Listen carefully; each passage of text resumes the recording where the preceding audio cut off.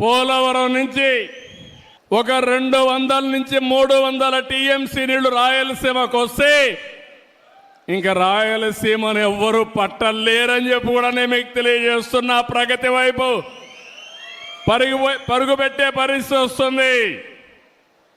అందుకే పోలవరాన్ని మళ్ళీ పట్టాలెక్కించాం. ఈరోజు ఇక్కడికి వచ్చాను.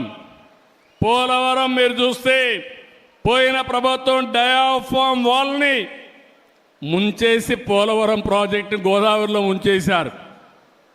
ఈరోజే మళ్ళీ కేంద్ర సహకారంతో 12,200 కోట్ల రూపాయలు ఫేజ్ 1 కింద డబ్బులు ఇస్తే డయాఫామ్ వాల్ కూడా ప్రారంభిస్తున్నాం.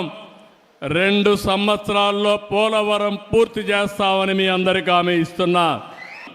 రేపు రాబోయే రోజుల్లో గోదావరి, పెన్నా, పోలవరం, బనకచెర్ల వరకు అనుసంధానం చేయగలిగితే అది ఒక గేమ్ చేంజర్గా తయారవుతుంది. ఇంకా ఇబ్బందే ఉండదు.